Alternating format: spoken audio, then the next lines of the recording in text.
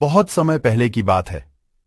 एक गांव में एक मोहन नाम का व्यापारी रहता था, जिसके पास एक भोला नाम का इंसान काम करता था, जो कि वहां पर नौकरी करता था।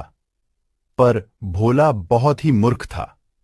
दरअसल पहले भोला का पिताजी उस व्यापारी के पास बहुत ईमानदारी से और अच्छे से काम करता था, जिसके गुजर जाने के बाद व्यापारी ने भोला का संभालने का जिम्मेदारी लिया और तभी से उसे अपनी पास नौकरी पर रख लिया।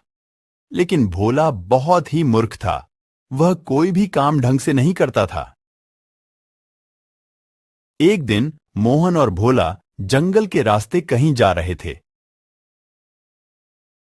चलते चलते काफी देर हो गई थी। कुछ दूर जाने के बाद मोहन ने भोला से बोला, अरे भोला, चलते चलते मुझे भूख लग गई है। क्या तुम खाने के लिए कुछ लाए हो?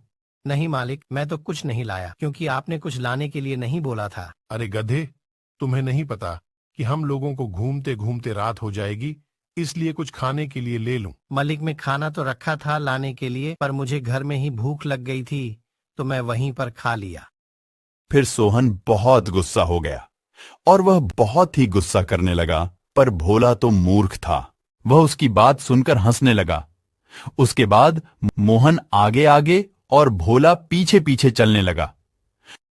कुछ देर में वह घर पहुंच गया।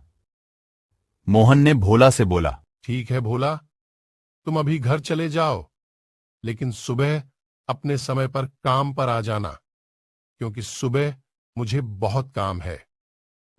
फिर भोला वहां से अपने झोपड़ी में चला गया और खाना खाकर आराम से सो गया। जब अगले सुबह उसकी नींद खुली तो दिन के 1 बज चुके थे। वह सोचा, अरे मुझे मलिक के पास काम पर जाना है और आज तो देर हो गई। वह भागता हुआ मालिक के पास चला गया। जैसे ही वह मालिक के पास पहुंचा, मोहन गुस्से से उसे बोला, तुम्हारा रोज रोज का यही नाटक है। तुम सब काम में बेवकूफी करते हो। मैं तुम्हें काम पर से निकाल रहा हूं। आज के बाद काम करने कभी मत आना। फिर मोहन ने उसे काम पर से निकाल दिया। वह निराश होकर घर चला गया। अगले सुबह जब वह जंगल के रास्ते जा रहा था, तभी उसने देखा कि एक लकड़हारा पेड़ पर चढ़कर कुछ लड़कियां काट रहा था। फिर उसने सोचा कि मैं भी लकड़ी काटकर क्यों ना बेचूं। फिर अगले दिन से वह लड़कियां काटने के लिए जंगल में चला गया। जैसे ही वह लकड़ियां काटने जा रहा था, तभी उसे एक साधु महाराज मिला। उसने भोला से बोला, अरे बालक, मुझे बहुत जोर से भूख लगी है, कुछ खाने के लिए दे दो। चल भाग यहाँ से, मुझे कुछ नहीं देना आपको। मेरा मालिक ने मुझे कम पर से निकाल दिया है, वैसे भी मेरा दिमाग खराब है। बालक, इस तरह से कभी किसी को डांटना नहीं चाहिए। अगर कोई कुछ तुम्हें मांगता है तो तुम्हें दे देना चाहिए। चल भाग यहाँ से, नहीं तो कुल्हाड़ी से तुझे मारूंगा। यह सुनकर साधु बहुत ही क्रोधित हो गया। भोला मूर्ख होने के कारण किसी की इज्जत करना नहीं जानता था। इतना सुनने के बाद साधु वहां से चला गया। फिर जैसे ही भोला लकड़ी काटने के लिए पेड़ पर चढ़ा, वैसे ही उसका पैर फिसल गया और वह पेड़ से नीचे गिर गया। फिर उसका दोनों पैर टूट गया। फिर वह रोने लगा, चिल्लाने लगा। तभी गांव के कुछ लोग उसी रास्ते से गुजर रहे थे।